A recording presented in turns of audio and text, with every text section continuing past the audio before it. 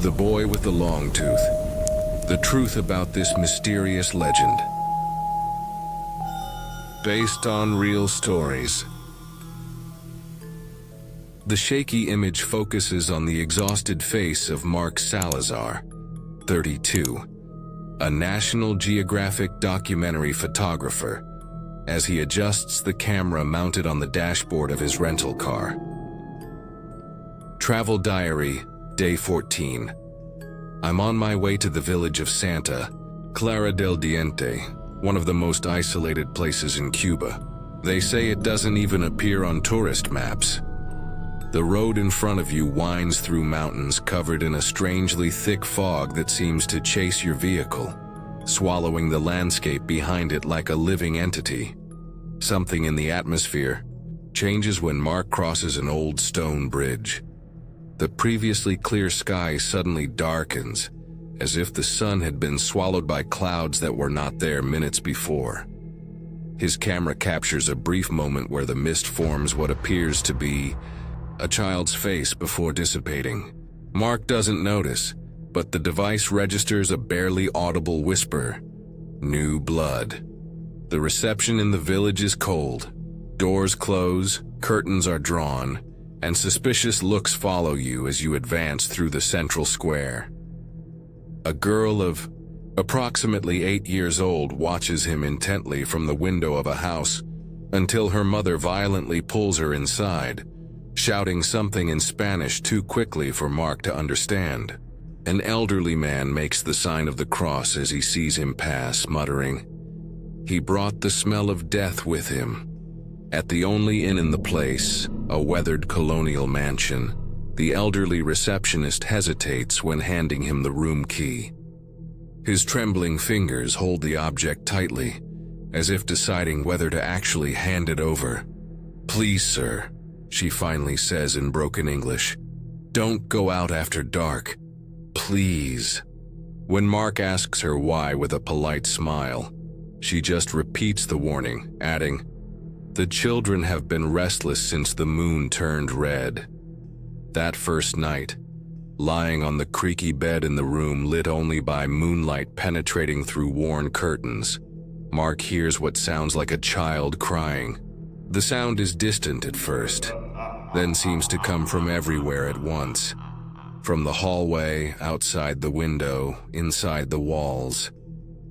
When he gets up to investigate, the streets are completely empty, bathed in a sepulchral silence. As he closed the window, for a fleeting moment, Mark would have sworn he saw the reflection of a pale child in the glass, looking over his shoulder with a smile that revealed a single, unnaturally long tooth. The Cuban morning sun seemed unable to completely dispel the oppressive feeling that hung over Santa Clara del Diente. Mark left early, camera in hand, determined to capture images of local children for his project. He walked through the dirt, streets, narrow alleys, the small school with the dusty courtyard, and even the central park with its rusty swings. All empty. Neither laughter, nor running, nor the characteristic sound of a bouncing ball. "It's like the children have been erased from this place," he murmured to the camera, an involuntary shiver running down his spine as he realized the weight of his own words. In the central square, Mark found a middle-aged man setting up his fruit stand. With gestures and his limited Spanish, he bought a mango and tried to start a conversation. "Where are the kids?" he asked, pointing to the empty school. The salesman's face instantly stiffened. Looking around nervously, the man lowered his voice.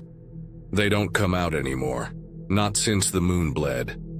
Mark insisted, confused, and the man continued in Spanish interspersed with English.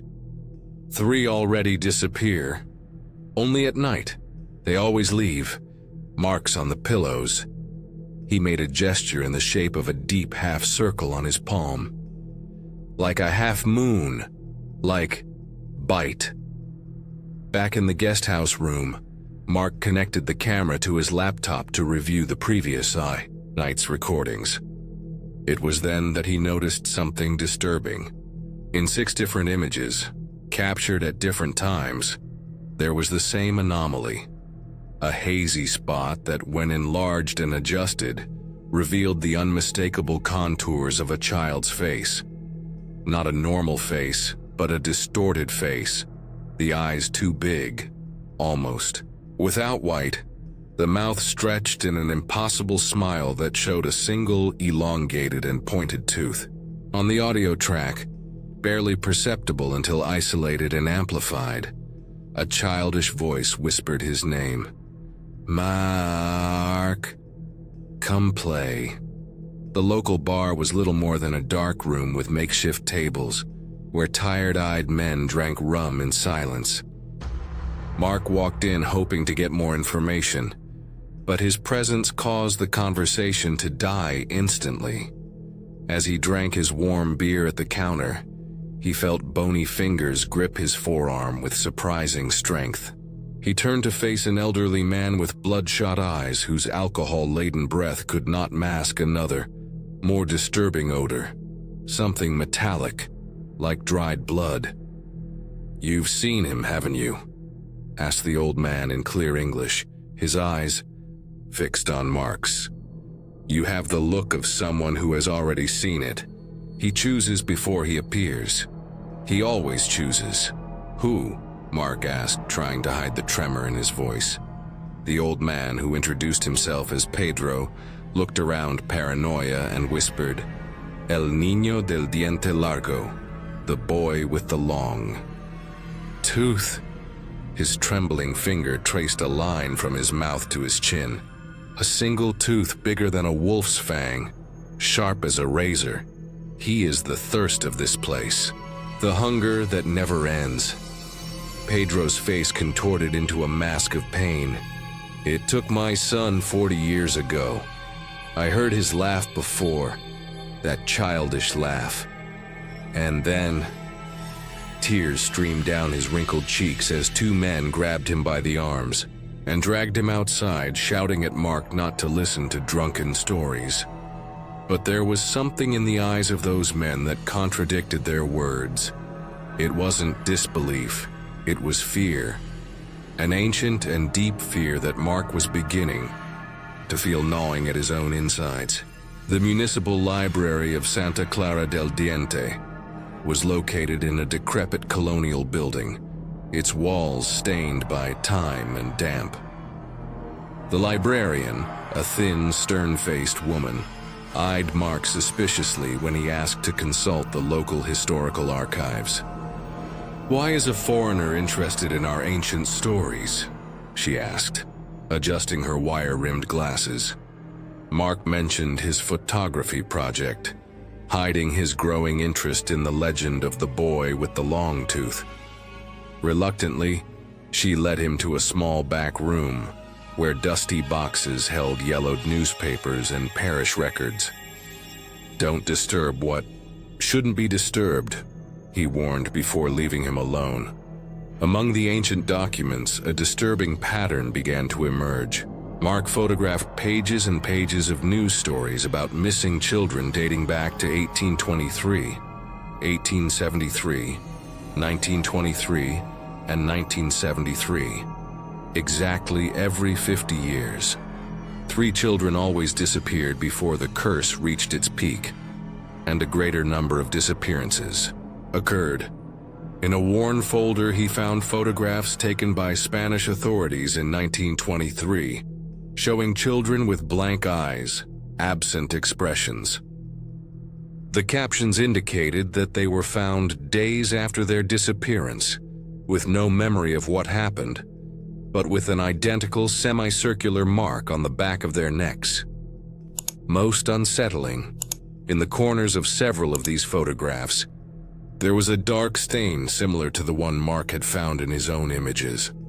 A distorted child's face watching the victims. A newspaper clipping from 1973 caught his attention. She reported the disappearance of Carlos Ruiz, 8, Pedro Ruiz's son, the same age as the son Pedro had mentioned at the bar. The photo showed the boy smiling and In the background, almost imperceptibly, a childish figure watching him. Mark felt his blood run cold as he read his father's statement. I heard laughter. When I got to my son's room, I saw something impossible. A child his age, but with skin as white as sour milk and a long tooth sticking out of her mouth. She was holding my son by the arm. When I turned on the light, they were both gone. What disturbed Mark most was the date of his disappearance. October 15th, exactly 50 years ago, 3 days before his arrival in the village. In the afternoon, Mark looked for the local church, a modest building with peeling walls. He found Father Alejandro lighting candles on the altar. The man in the worn cassock had a strange scar on his neck, partially hidden by his clerical collar. When Mark mentioned historic disappearances, the priest sighed deeply. There are things that faith alone cannot combat, hijo, he said, looking nervously at the windows as the sun began to set. Some evils are too old, too ingrained in the earth. With shaking hands, the priest lowered his collar, revealing a crescent-shaped bite mark. I was 7 years old, 1973. He chose me, but he didn't take me. Some are marked just to testify. What exactly is he, Father? Mark asked, his camera discreetly recording the conversation. The priest closed his eyes, as if the words caused physical pain. It is not a child, although it uses that form. It is not a demon, although it was born from a curse. It is eternal hunger, insatiable thirst. His eyes opened, locking onto Mark's with feverish intensity. The official history says that this place is called Santa Clara because of the saint. That's a lie. It was the name of the woman who gave birth to the abomination 2 centuries ago, Clara del Bosque. Violated by something that emerged from the caves during a lunar eclipse. 9 months later, a child was born with a single full-grown tooth sharp as a razor. They say the first thing it did was pierce its own mother's neck.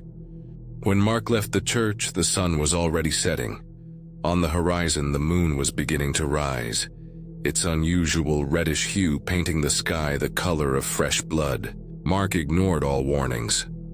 As night fell over Santa Clara del Diente, he set up his photographic equipment at the edge of the forest surrounding the village. Infrared cameras, highly sensitive audio recorders, motion sensors, all strategically positioned in a small field close to the caves mentioned by the priest. I'm seeking concrete evidence of the local legend known as El Niño del Diente Largo, he narrated to the main camera, his voice betraying a subtle tremor. If this entity really exists, I want to be the first to document it scientifically. But as he spoke those words with false confidence, a part of him knew he wasn't there as a journalist or photographer. He was there because he had been called, chosen. The first hour passed without incident, just the buzzing of insects and the occasional hooting of an owl. Then at 23:17, according to the recording timestamp, all cameras simultaneously began showing static. The motion sensors went off in sequence, as if something invisible circled the perimeter. The temperature gauge registered a sudden drop of 15 degrees. Mark spun around nervously, his flashlight cutting through the darkness into useless beams. "Is anyone there?" he called, his voice echoing in the clearing. The echo that returned was not his own. It was the crystalline laughter of a child, multiplied as if it came from dozens of children's throats at once. The batteries in their equipment ran out one by one, even the reserves that were turned off. The darkness swallowed Mark completely, except for the ghostly light of the red moon that filtered through the trees. His last recorder was still working, capturing his rapid breathing and small footsteps circling him, gradually getting closer. The last camera, still operational, recorded the exact moment. Between 2 trees, illuminated by the red moonlight, a child appeared. He looked like an 8-year-old boy, dressed in old-fashioned shabby clothes. Her skin was so pale it appeared translucent, bluish veins visible beneath the surface like rivers on a map. His eyes were completely black, with no iris or sclera. But the most horrifying thing was his smile. A single tooth, long as a stiletto, and sharp as a needle, protruded from his lower lip, shining like polished ivory in the moonlight. "Did you come to play with me, Mark?" The creature's voice was painfully childish, innocent, contrasting with the horror of its appearance. "They always run away, but you came to me." When he said Mark's name, the photographer felt his entire body freeze, not from fear, although that was present, but from literal paralysis. His muscles were unresponsive, as if every fiber had been replaced with concrete. The creature tilted its head, curious. "You have a different taste. Your fear is richer." She stepped forward, her monstrous tooth gleaming. "The others are sweet, but you—" She closed her eyes and inhaled deeply, as if savoring a delicious aroma. "You will be a feast." The first ray of sunlight broke the horizon at that exact moment, sending golden beams through the trees. The creature hissed like a scalded cat, retreating into the shadows. "You're mine now, Mark, marked. No one escapes after seeing me." His childish face contorted into a mask of inhuman rage, his tooth jutting out even further. "I'll come back when the light dies." And then he disappeared, not like someone running away, but like ink being absorbed by paper, dissolving into the shadows until there was nothing left. Mark fell to his knees, his trembling body finally released from paralysis. In the only recoverable recording, her voice could be clearly heard. "My God, what was that?" And then quieter, almost a whisper. "He knows my name. He chose me." The village was on alert the next morning. Another disappearance had occurred during the night. A 6-year-old boy, whose parents found only his blood-soaked pillow and the same semicircular bite mark. Mark wandered the streets like a ghost, his pale face and deep circles under his eyes betraying the sleepless night. Something had changed in his eyes, that gleam of journalistic curiosity replaced by a dark knowledge that no human being should carry. He compulsively touched his neck, where a crescent-shaped red spot had appeared, even though the creature had not touched him. The mark of the chosen one. The inn's receptionist, upon seeing Mark's condition and the mark on his neck, let out a muffled scream. "Doña Elena," he whispered, making the sign of the cross. "You need to see Doña Elena." When Mark asked who she was, she explained in a shaky voice, "The only one who survived the 1923 cycle. The only one who knows everything." She scribbled instructions on a crumpled piece of paper, handing it over with fingers that trembled like leaves in the wind. At the end of the stone trail, after the cemetery, a stone house with a red door. Billy, he hesitated, his eyes teary. She might not want to see him. No one visits her, she knows the secret. The path to Doña Elena's house wound up a steep slope, away from the village, and into a mountainous region where gnarled cypress trees cast unsettling shadows even in the midday sunlight. The cemetery was small, with ancient tombstones weathered by time, many of them marked with strange symbols that Mark didn't recognize. Not Christian crosses, but spirals and jagged shapes that seemed to vibrate under his gaze.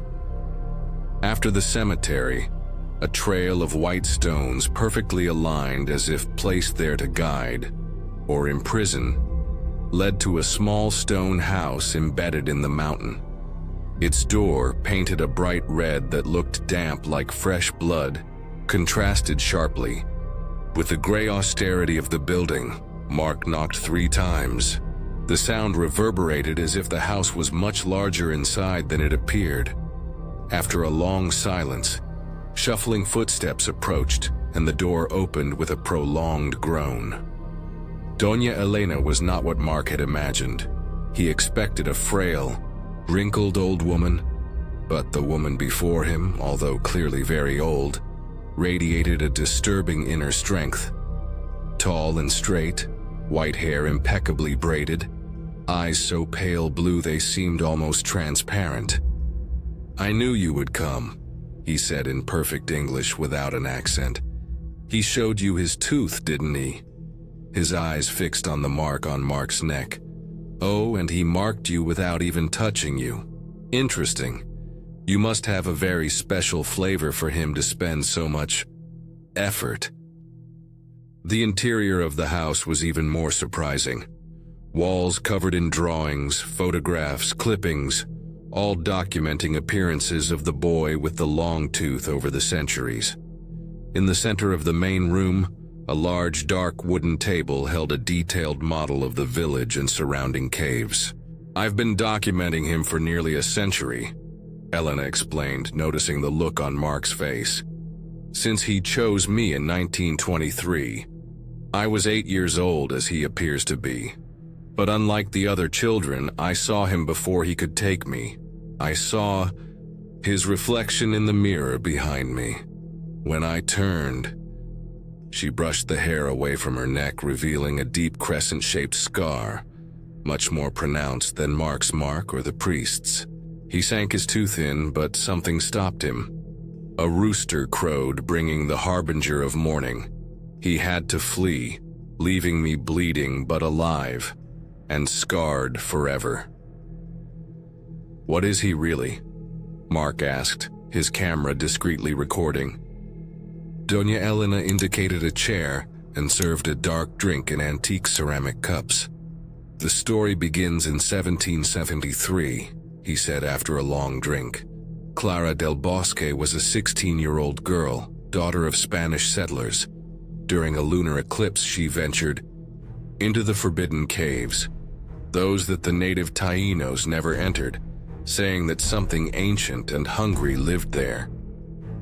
Elena's eyes lost focus, as if seeing through time. Something attacked her in the darkness. It was neither human nor animal. The natives called it the Thirsty, a shadow entity that fed on blood and fear. Clara survived, but she was pregnant. The elderly woman paused, her fingers running over an old dark leather-bound book. 9 months later, she gave birth to something. It wasn't quite human. It had skin as pale as spoiled milk, and most horrifyingly, it was born with a single full-grown tooth, a long, needle-sharp canine. Mark felt his blood run cold as Doña Elena described what happened next. Clara tried to kill the child. She drowned her in a well and buried her at the bottom. But 3 days later, the creature returned, crawling to her bed. With that single tooth, it pierced Clara's throat and drank all her blood. Then it fled to the caves. The elderly woman stood up with surprising agility and pointed to an old map on the wall. "It grew up down there, feeding on animals at first. But animal blood was not enough. Every 50 years it awakens from its hibernation, hungry. It needs the blood of children, young, innocent blood rich in life to maintain its unnatural existence." "Why every 50 years?" asked Mark, trying to understand the pattern. Doña Elena smiled sadly. "The lunar cycle. The same eclipse. Configuration that occurred when the Thirsty attacked Clara. But there is another factor. He can only fully awaken when foreign blood is spilled on his lands." Her clear eyes pierced Mark like ice daggers. "You cut yourself when you got here, didn't you? Maybe a scratch, something small you didn't even notice." Mark remembered then, a cut on his finger while unloading his equipment, a drop of blood falling to the earth. His blood awakened him from this cycle. Once awake, he selects his victims. 3 children first, a tribute, an appetizer. Then, Doña Elena pointed at Mark. He chooses a main feast, someone whose fear is particularly tasty. When I left Doña Elena's house, the sun was beginning to set. The old woman had left a final warning. He has already marked you. He will pursue you until he consumes you. But there is a way to deceive him, an exchange, a voluntary sacrifice that he will not be able to refuse. Her cryptic words echoed in Mark's mind as he walked down the path towards the village.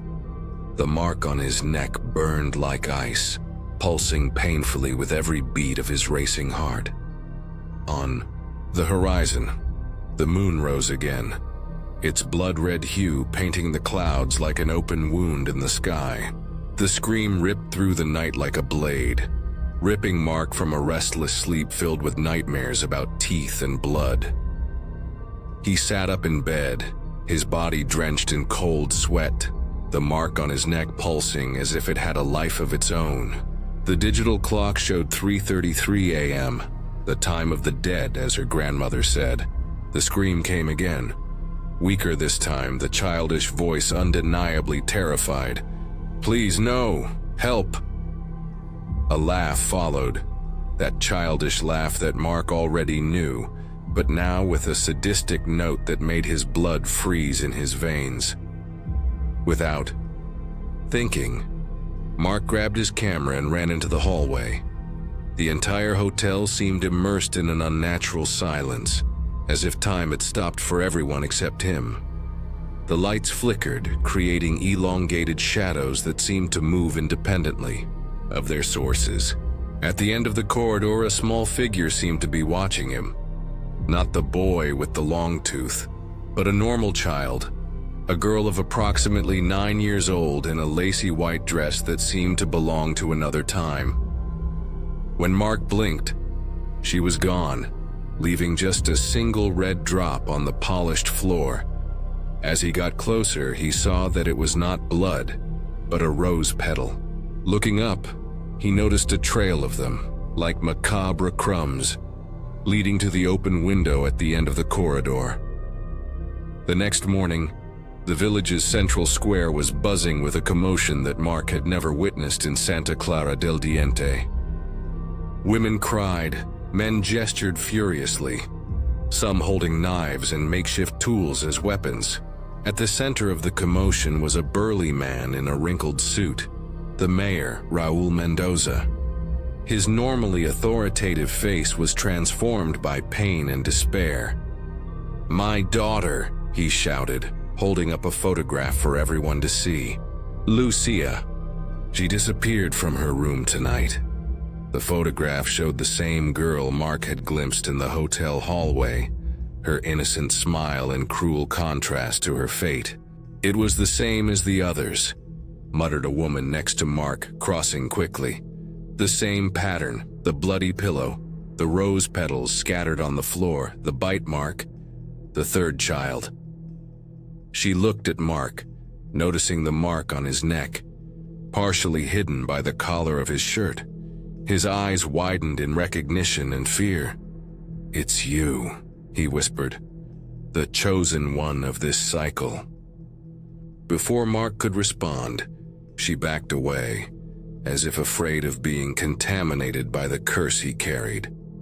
The mayor continued his speech, his voice breaking. 3 disappearances in less than a week. This is no coincidence." Then his eyes found Mark in the crowd, and his face instantly turned into a mask of fury. "And it all started when he arrived." He pointed an accusing finger at Mark.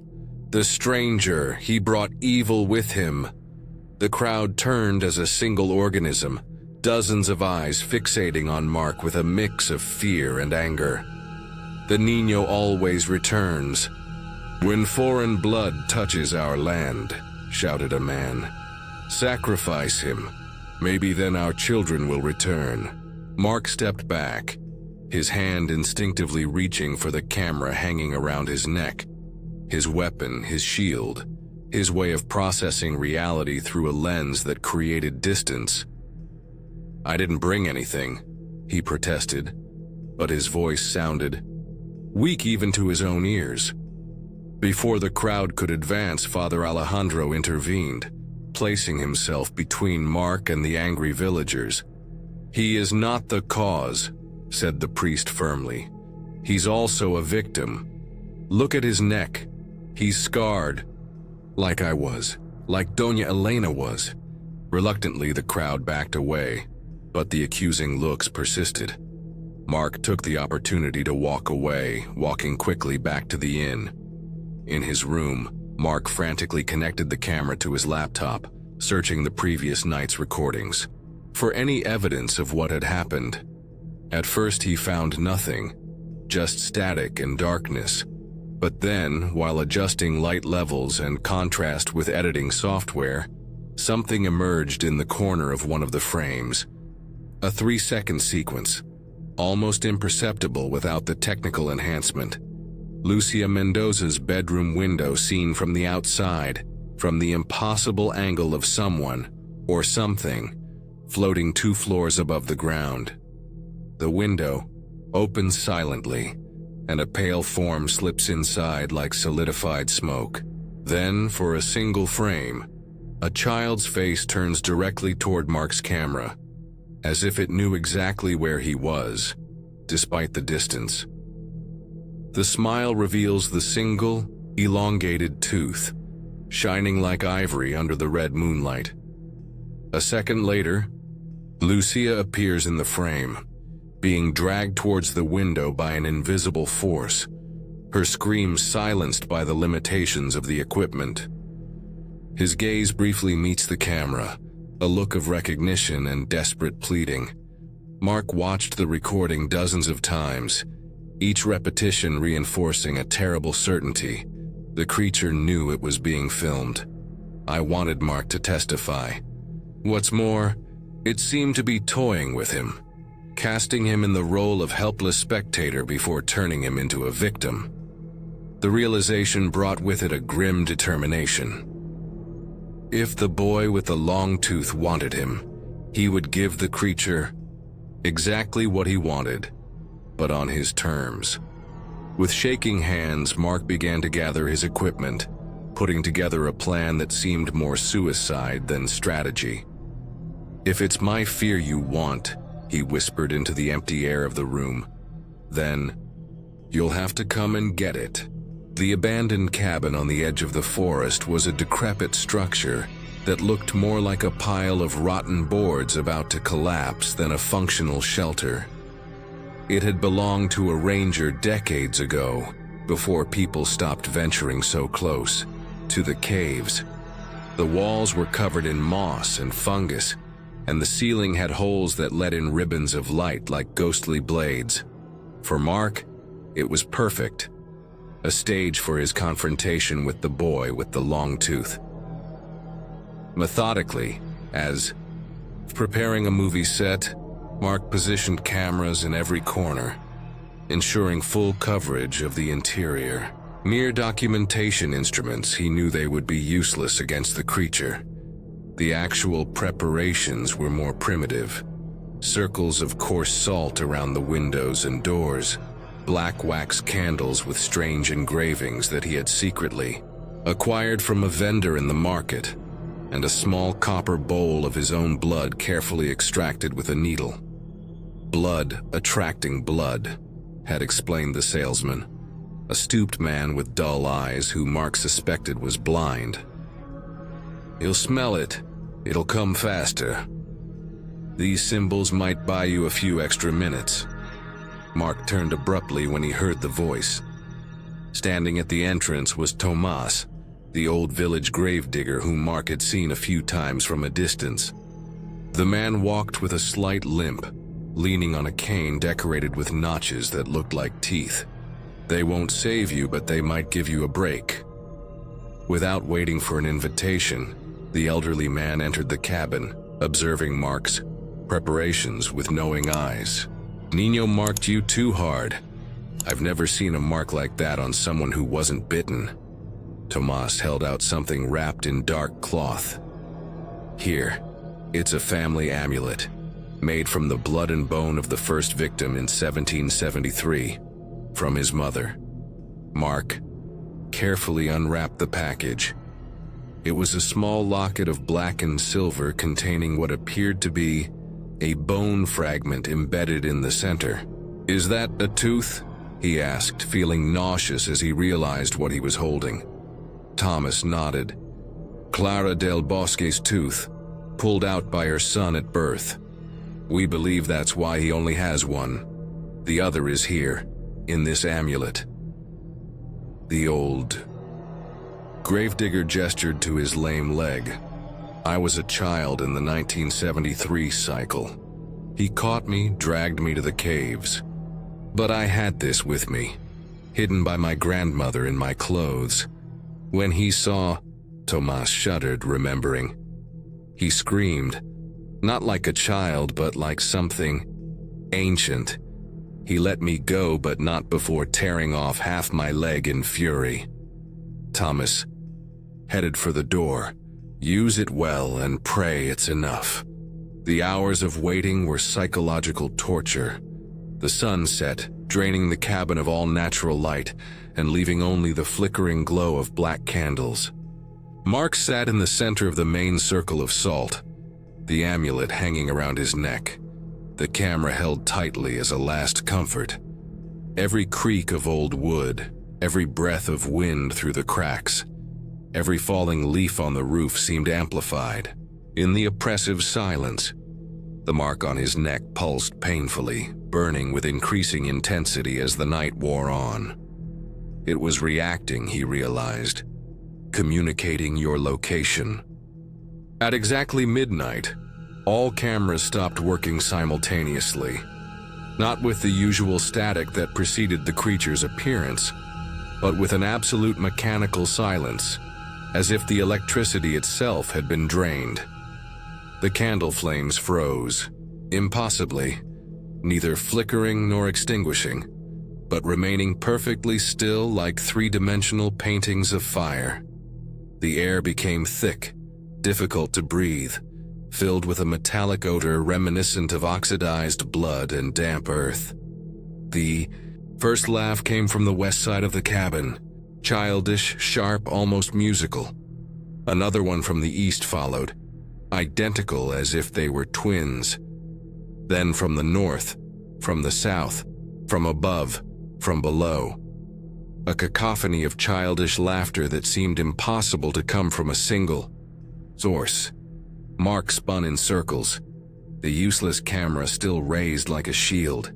The shadows on the walls began to move independently of the light, forming silhouettes of children playing, dancing, chasing each other. They all gradually converged into a single larger form. The silhouette of the boy with the long tooth, his profile distorted by the singular protuberance protruding from his mouth. "Did you come to hunt me, Mark?" The voice was soft and high-pitched, like a child's, but it had an old, dried-out quality, like the pages of centuries-old books being leafed through. The shadows continued to dance while the voice seemed to come from everywhere. "No one has ever hunted me before. They just run away." The wood on the north wall suddenly shattered, as if struck by an invisible object. Mark backed away, still, within his circle of salt. "Are afraid?" The voice broke the last word into distinct syllables, savoring it like a particularly delicious candy. The glass in the window in front of him suddenly imploded, fragments hanging in the air like crystals, in still water before falling to the ground in slow motion.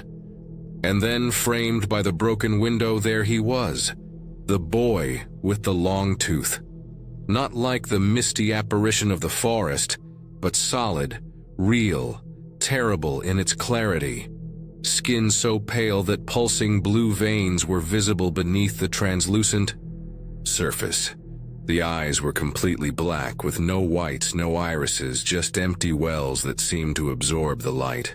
He wore clothes from another era, short pants, a ruffled shirt, and a small coat. all stained with what looked like decades of dirt and dried blood. And the tooth, oh, the tooth, protruded from the lower lip like an ivory dagger, too long to belong to any human, too sharp for any natural purpose. And now Mark saw what he hadn't noticed before. The tooth was dripping with a dark, viscous liquid. Not ordinary blood, but something denser, almost black in the flickering candlelight. "I can smell you, Mark." The creature smiled, its teeth shining. "It's different from the others. More complex. Your fear has depth." She tilted her head in a curiously childish gesture. "What's your biggest fear, Mark? Is it me? Or—" His smile grew impossibly wider, stretching the pale skin beyond. What would be anatomically possible for a human face? "Or is it to become like me?" The amulet vibrated against Mark's chest like a living thing, heating until it almost burned his skin through his shirt. The boy with the long tooth hissed, an unnatural sound, like steam escaping from a fissure in hell, upon seeing the object. "It won't save you," said the creature, but it remained motionless as if an invisible barrier prevented it from advancing beyond the broken window. The circle of salt, the symbols scratched into the worn wood, the amulet, together they formed. A fragile protection, but enough for Mark to act. With a sudden movement, he grabbed the bottle of kerosene that he had hidden under the chair and threw it at the creature.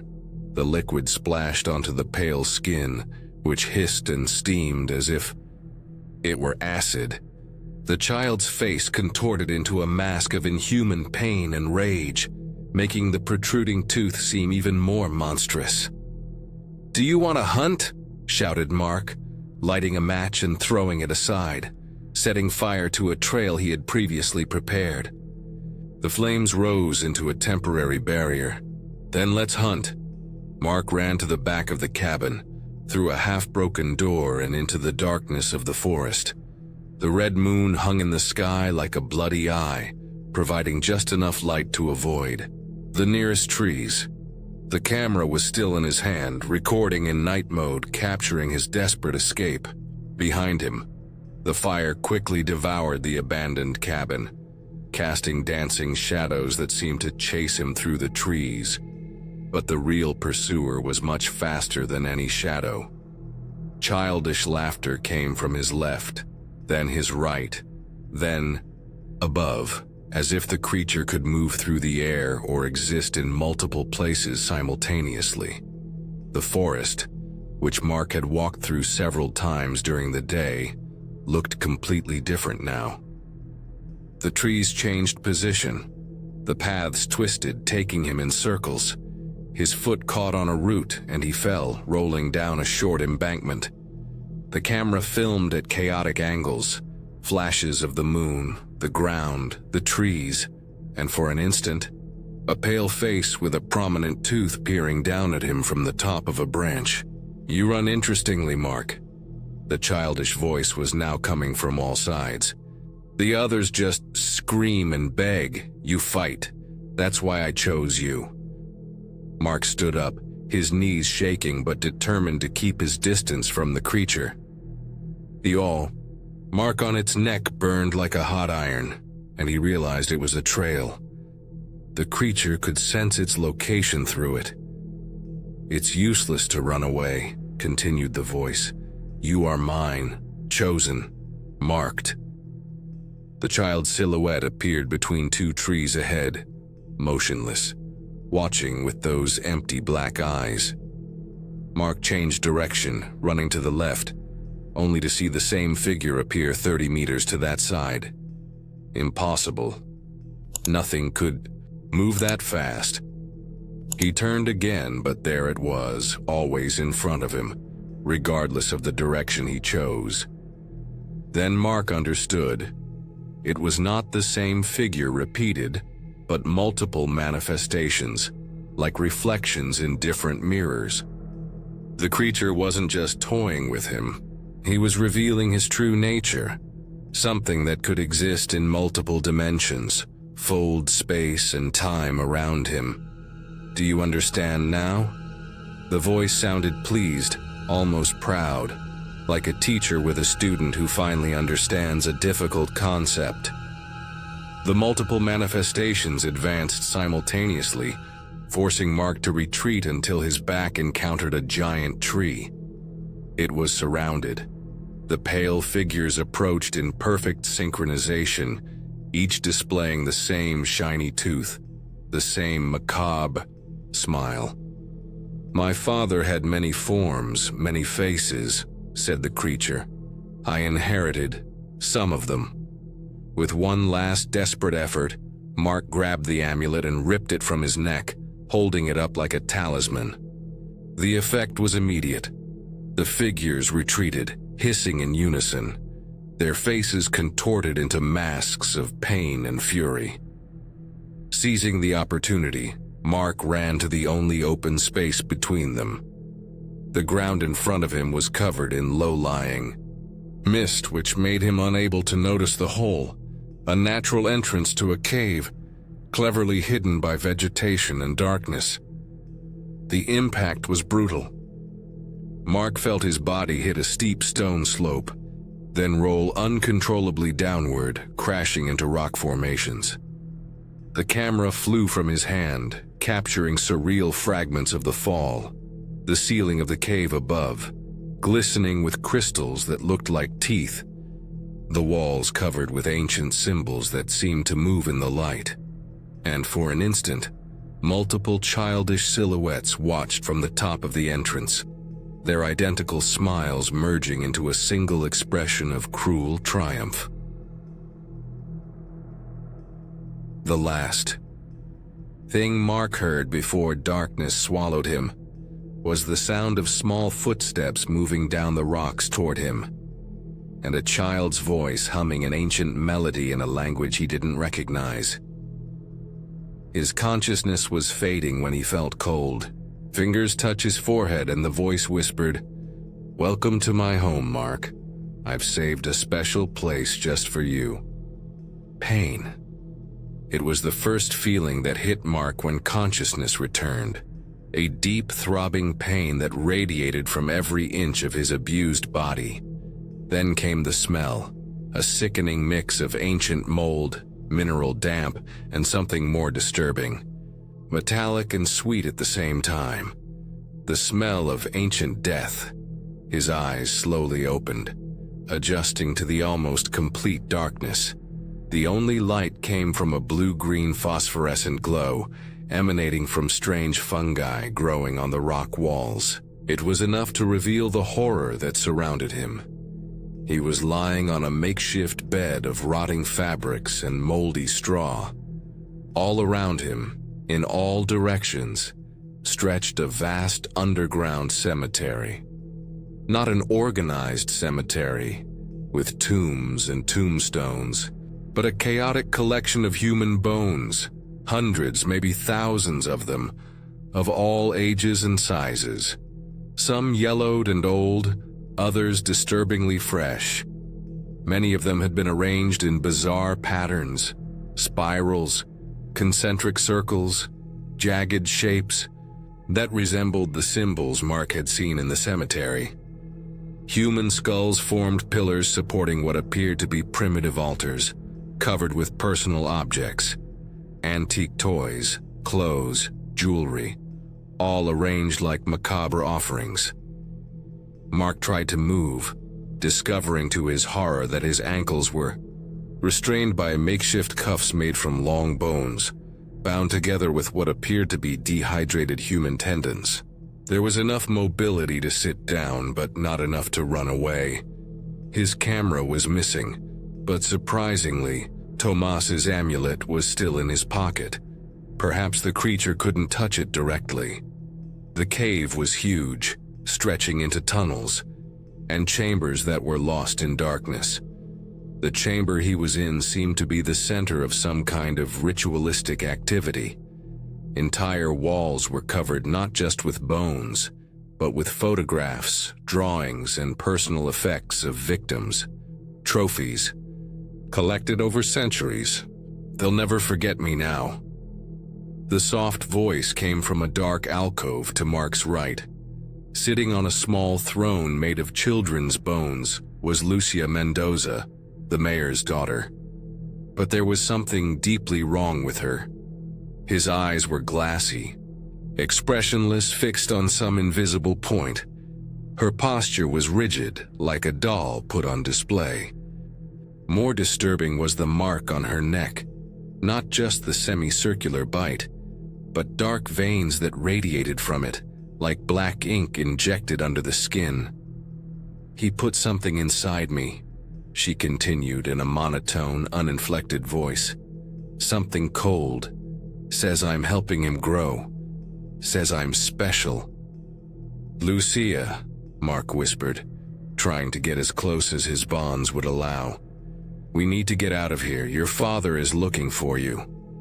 The girl's eyes finally moved to meet his, but there was no recognition in them, only a deep emptiness, as if her essence had been partially drained.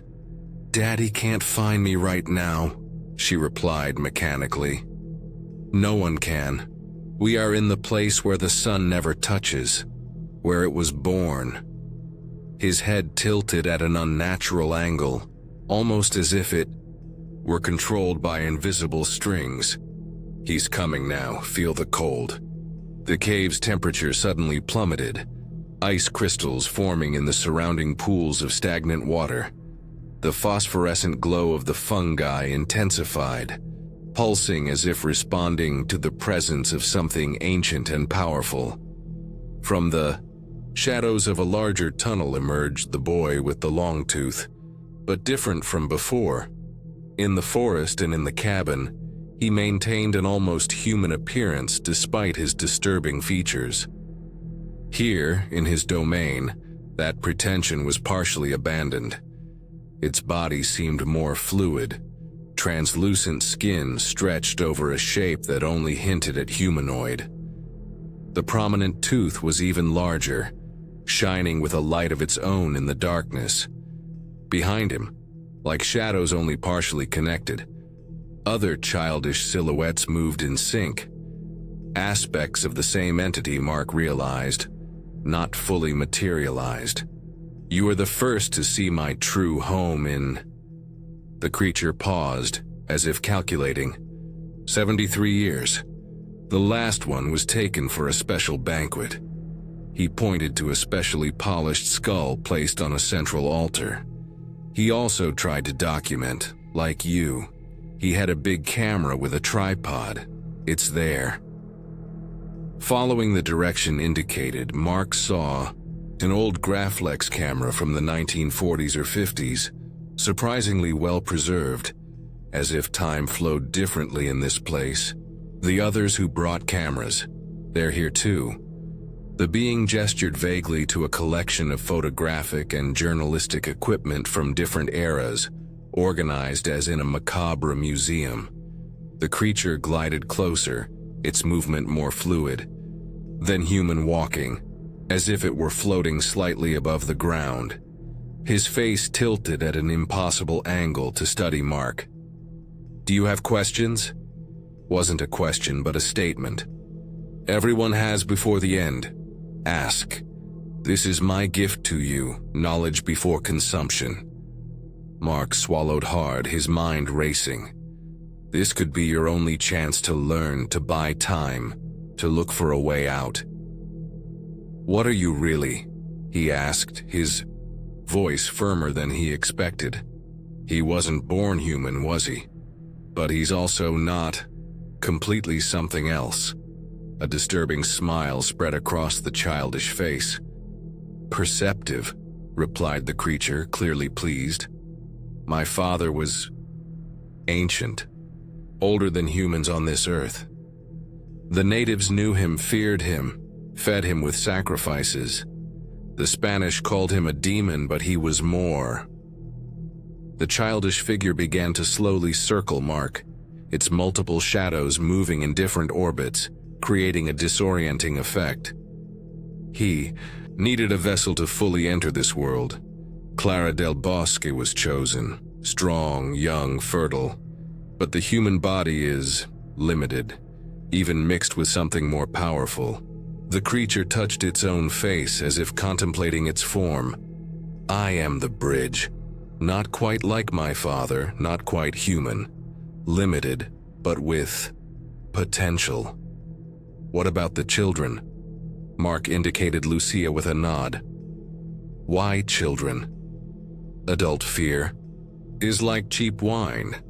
Intense but lacking in complexity. The creature approached Lucia, running long, pale fingers through the motionless girl's hair. Childhood fear. Oh, it's like a gourmet feast. Rich in nuances, pure, primitive. His black eyes turned to Mark. But your fear is different. It has depth, experience, imagination. The creature leaned in, bringing its face close to Mark's. Its icy breath smelling surprisingly sweet, like rotting fruit. I feed on fear first. It tempers the blood, makes it more nutritious. The longer the prey fears, the more satisfying the final consumption. As the creature spoke, Mark noticed something in Lucia's empty eyes. A brief flash of consciousness quickly suppressed. The girl was still there somehow, fighting whatever controlled her. His hands shook slightly, clenching into small fists. The creature, absorbed in its own explanation, didn't notice. With each cycle I get stronger, she continued. One day I will be powerful enough to completely free myself from this limited form, this need for hibernation. One day I will be like my father, eternal, formless, limitless. Mark saw his chance, a distraction however small. And your father? Where is he now? He asked, his hands moving discreetly towards the pocket where the amulet was. The creature hesitated, an almost melancholic expression crossing its childlike face. Lost. Humans learned to fear him, to avoid him. The sacrifices stopped.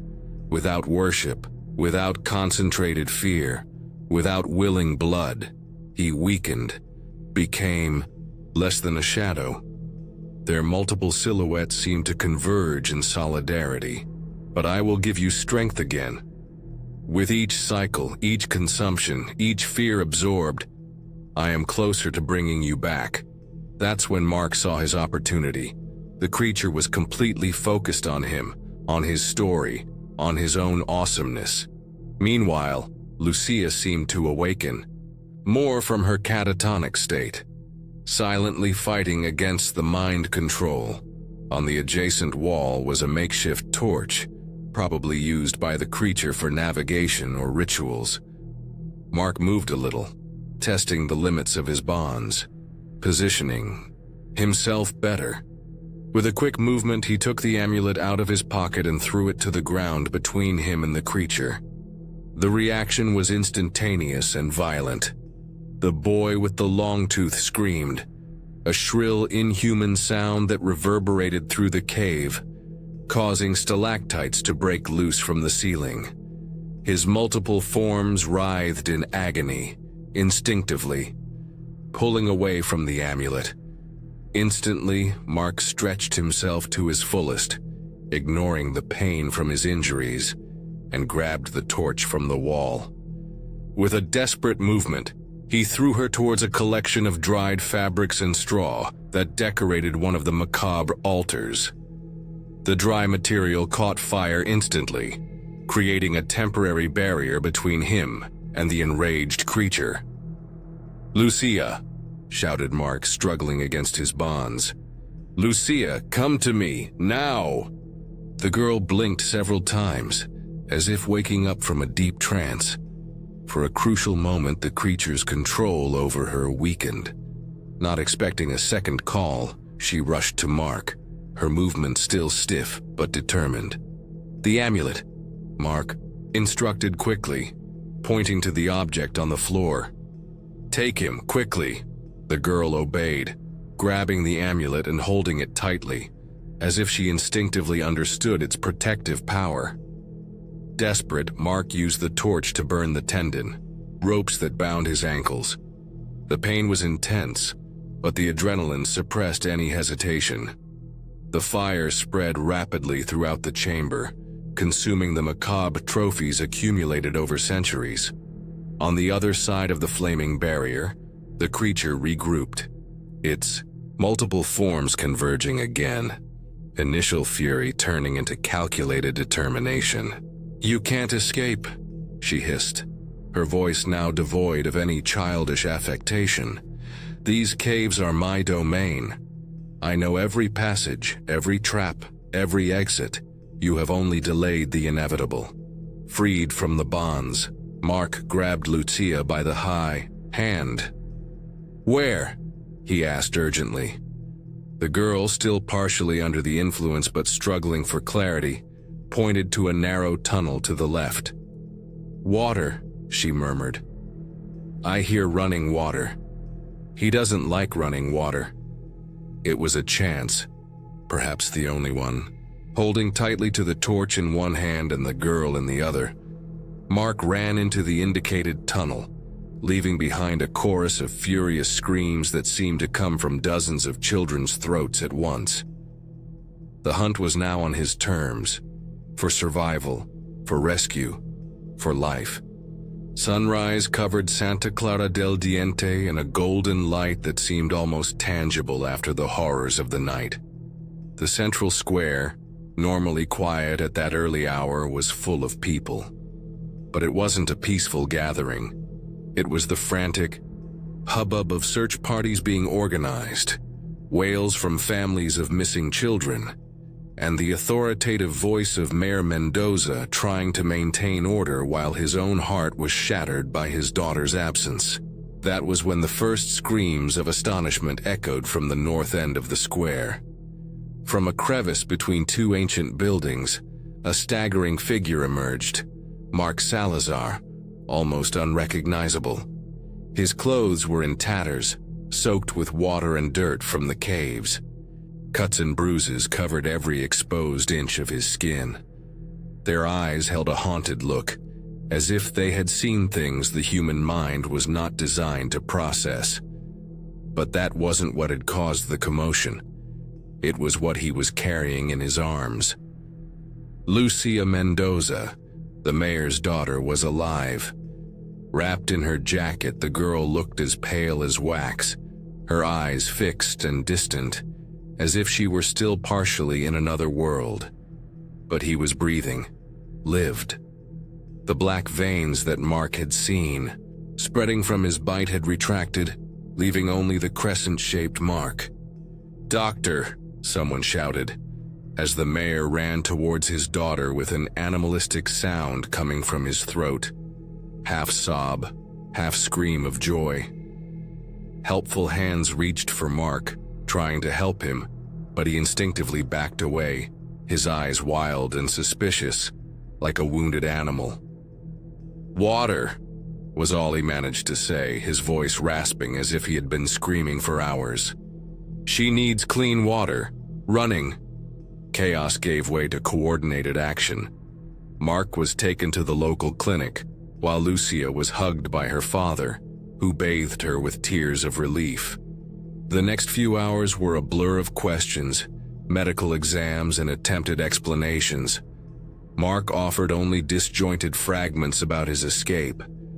The tunnel that led to an underground river, the journey through icy water that seemed to take an eternity, and finally the discovery of an exit between rocks at sunrise. As for the creature, he was completely silent, as if afraid that talking about it might summon it in some way. In the afternoon, the entire village celebrated the miracle, the surviving child, the outsider hero. The mayor declared Mark an honorary son of Santa Clara del Diente, with tears in his eyes as he shook his hands repeatedly. "I don't know how you found her, how you got to her, but I owe you everything. Everything." The villagers who days before had looked at him with suspicion now treated him as a savior sent by Santa Clara herself. Only Father Alejandro and Doña Elena remained away from the celebrations. The first watched Mark with a mixture of reverence and pity, while the second sent him a single note scrawled on yellowed paper. The exchange has been made, but what has been sacrificed? As night fell again, Mark retired to his room at the inn, declining invitations to dine with the mayor or drink with the men who now treated him like a hero. He locked the door, meticulously checked every window, and placed circles of salt at every possible entrance. Then he sat up in bed and looked at his hands that were shaking uncontrollably. With careful deliberation, he unbuttoned his shirt and examined his reflection in the bedroom's small mirror. The mark on his neck had changed. What was once a simple reddish spot was now a clear crescent-shaped scar, identical to Doña Elena's, identical to Father Alejandro's. But there was more. Small dark veins were beginning to radiate from the mark, barely noticeable, like thin threads of ink running beneath the skin. And with each beat of his heart, they seemed to pulse slightly. With a shaky sigh, Mark turned on his surviving camera and stared into the lens. "My name is Mark Salazar. This is my last recording. If you're watching this, then..." He swallowed, eyes briefly flickering to something other than the camera before returning with renewed determination. "I need to leave this record. About what I saw, about what I know now." Over the next 30 minutes, Mark methodically recounted every detail of his experience in Santa Clara del Diente. The fog that followed him on the road, the disappearances, the old photographs, the 50-year-old patterns, the cabin, the chase, the caves. He described the creature in clinical detail, as if emotional distance could somehow protect him. "I managed to rescue Lucia because I offered an exchange," he explained, his voice now calmer, almost resigned.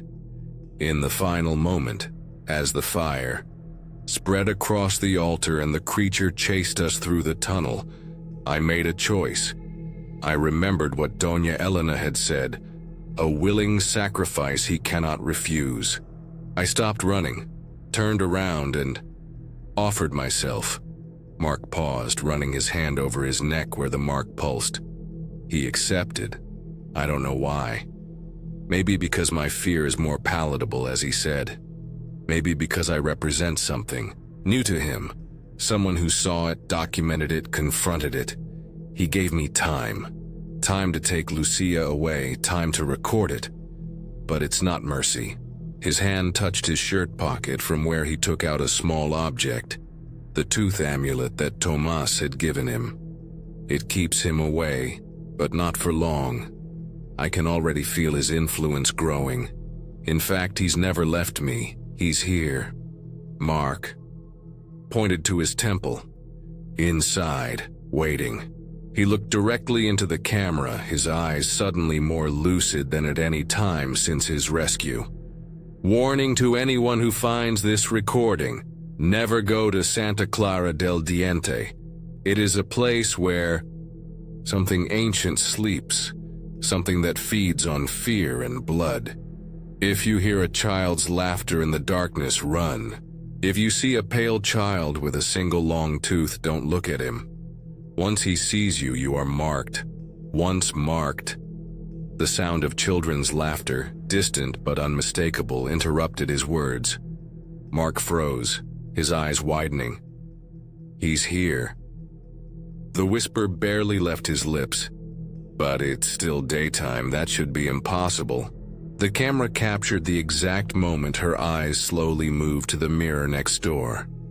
In the reflection, clearly visible behind him, was the boy with the long tooth, smiling with his prominent tooth that was now dripping with a dark, viscous liquid. "I told you were mine, Mark," whispered the childish voice, audible on the recording despite coming from something that shouldn't be there.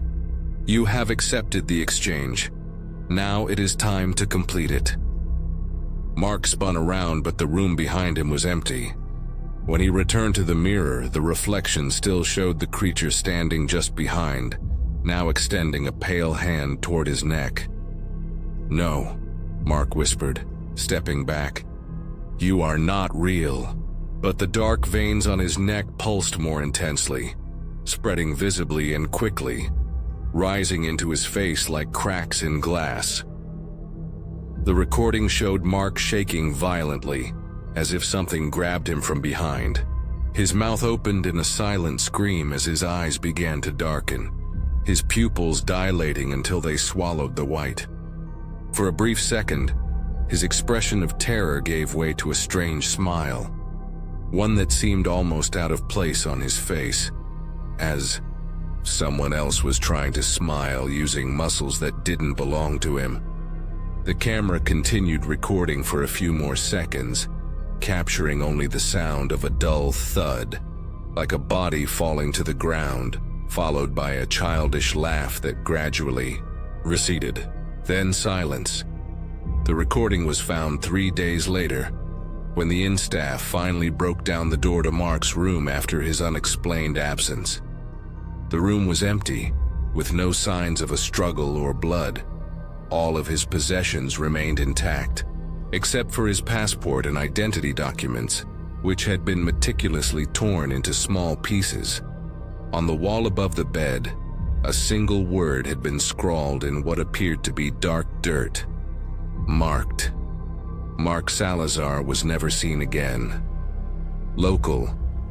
Authorities concluded that he had fled during the night, perhaps suffering from post-traumatic stress after his heroic rescue of the girl. His camera and recordings were eventually turned over to the American consulate, which filed them as evidence in an unsolved missing person case. In Santa Clara del Diente, life returned to normal. Children were playing in the squares again. Parents relaxed their vigilance and the fear gradually dissipated. Only Lucia Mendoza remained changed, silent, contemplative, waking frequently in the middle of the night with nightmares she refused to describe. Sometimes she would look at the distant mountains and mutter something about the next cycle. Every night with a red moon, Doña Elena adds a new entry to her diary. In his last entry, he simply wrote, "It was not a rescue. It was a transformation." Now there are two of them. The cycle has been broken. Hunger will grow. And in caves deep beneath the mountains, on ancient altars made of bones, two sets of childish laughter echo in the eternal darkness, as they both patiently await the next cycle of famine.